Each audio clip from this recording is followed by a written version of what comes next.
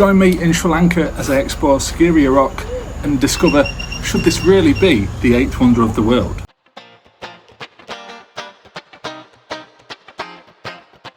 Here up north in Sri Lanka, I want to explore this wonderful area which is Sigiriya, but most importantly, Lion's Rock structure.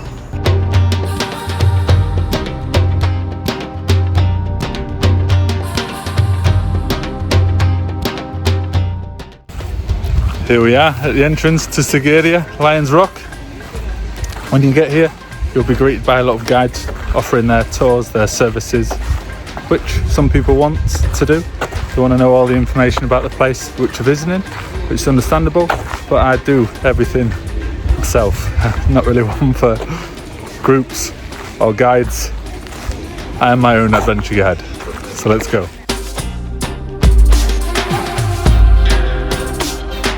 But just before you get to the entrance, there's these little shops selling drinks, snacks, bit of food. So make sure you do that. You're not going to be able to get anything when you're up there. There's not a corner shop or a McDonald's on the top of this rock. Not yet. Give it 10 years, there'll be Starbucks, McDonald's, and all sorts, won't there?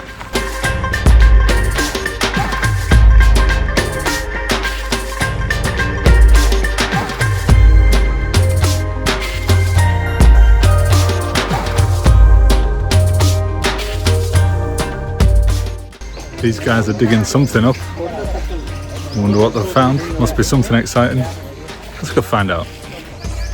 Hello guys. Hi. What have you found? What are you digging?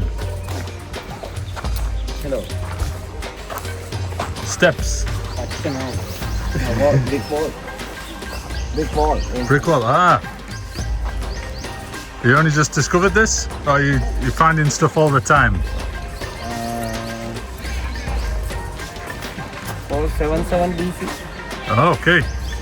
What's this you're drawing? This is the plan? Layout. Excavate. Layout. Are you an archaeologist? Architect? Archaeologist. Archaeologist. Ah. Nice to meet you guys.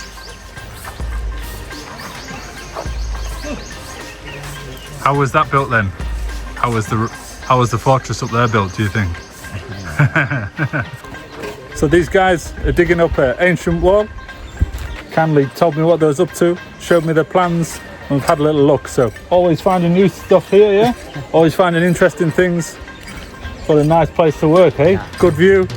I want to go check it out now. But nice to meet you guys. Pleasure. Thank you. Thank you. Not even started walking or climbing the steps yet. I'm absolutely dripping wet and strap. It's a hot one.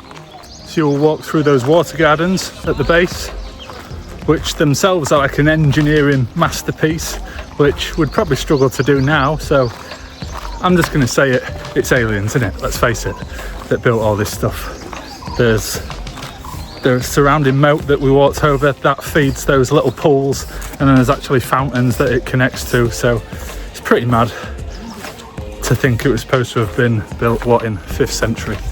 Span these massive steps. But as you continue walking, there's all sorts of different gardens at the base. You're not just coming just to see this rock and the fortress at the top. Actually at the bottom, it's fascinating as well. All these old structures. You saw my mates there just digging up and finding new sections of wall. So it's probably similar to other places, and a bit like pyramids and whatnot at Egypt, where they're always discovering new stuff, I imagine. And like these rocks, these Boulder Gardens, again, you'll see something in a moment. If humans had done that with a chisel, it might have taken them quite a bit of time, and there's actually no purpose for it. So we'll have a look and see, what are these steps? Let us know in the comments, what are these steps for, if you know. What's the purpose of it, and why did they bother, if they did it by hand?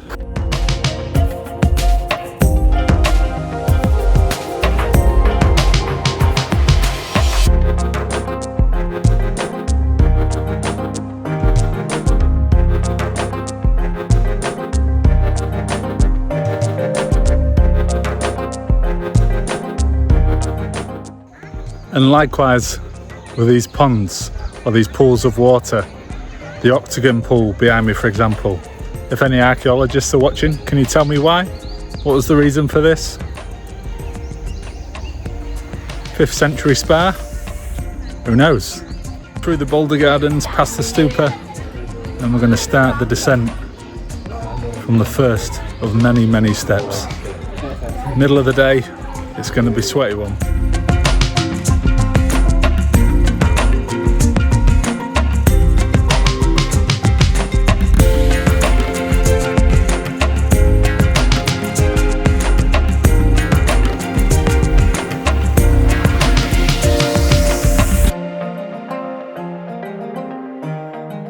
Behind me, there's an example of a huge boulder, massive rock that's been propped into place that was used, well, the idea was that it was there for a bit of security, I guess, that if anyone was ever to invade, they would lodge those stones out that are holding it in place at the moment, and it would go sliding or flying down the hillside and crush whoever was trying to invade.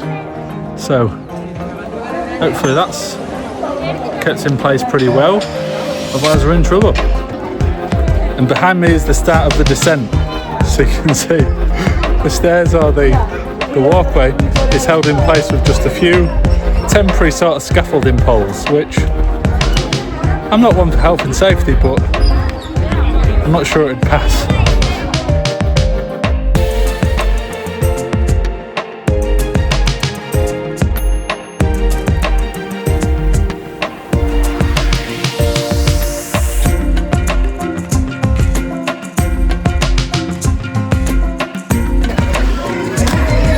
This is halfway. Not going anywhere near to the top of that yet. Absolutely. For what square? Ruined.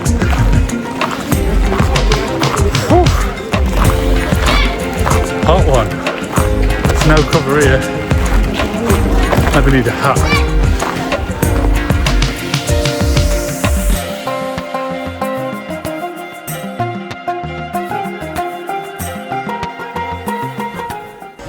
I'm at the base of the steep stairs, and you can see behind me, you know when you get here, you see the lion's feet or the paws, which are all that remain of what would have been a huge lion statue, marking the start of the climb and the descent up to the top of the rock. Which you have to wonder, obviously now we've got these steel staircases in there, but how did they get up there before those? Not a clue.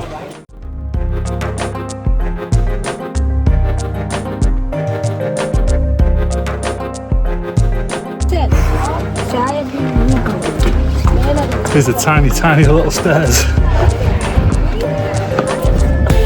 Only just big enough for one person. Oh, it's not even big enough for me, really.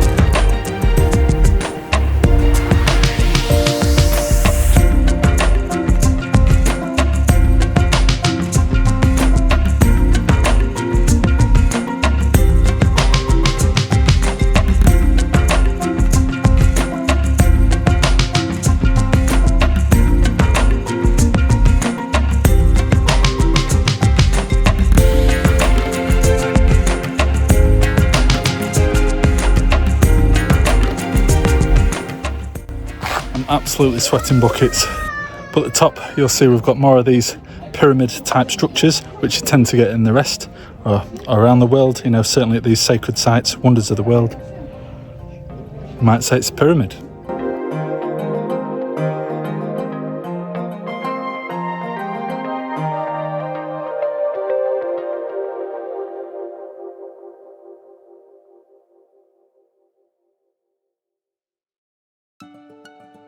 What remains of the structure is obviously fascinating in itself, but the real thing up here is the view all around of Dambulla, Sigiriya. You can see for miles from here. It's unbelievable.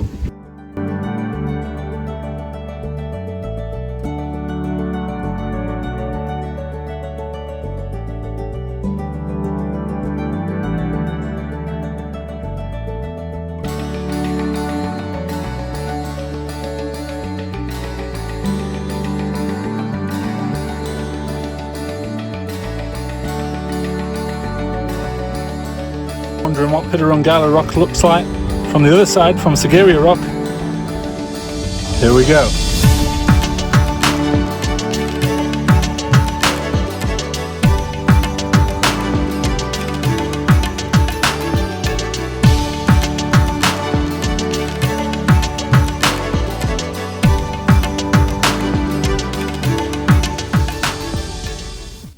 And this behind me is what they call the audience hall, which it says on the plaque, a naturally split rock. Except it's perfectly flat and got loads of right angles and perpendicular shapes carved into it. I'll let you decide. Let me know in the comments, how do you think this was formed? Was it a naturally split rock like it says on the plaque? Or is it through some sort of technology that we definitely don't have anymore? Let me know.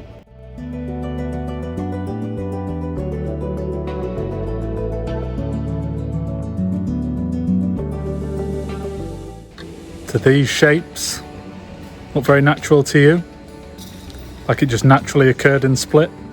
Doesn't to me. So, who built it? Who's responsible for this? And the other question that we have to ask is, so why is it not a wonder of the world? Should it be the 8th wonder of the world? I certainly think it's as impressive as some of the other ones that I've been to. Let me know in the comments.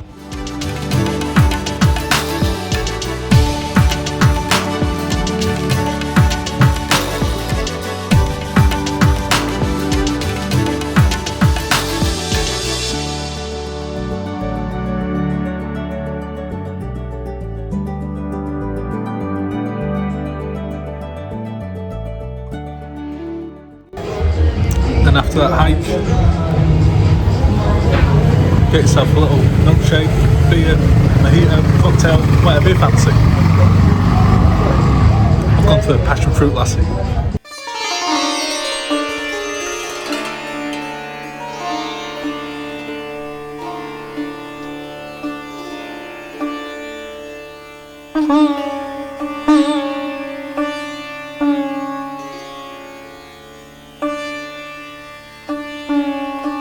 So end your trip in the town with some food and maybe a drink overlooking Sigiriya Lion Rock.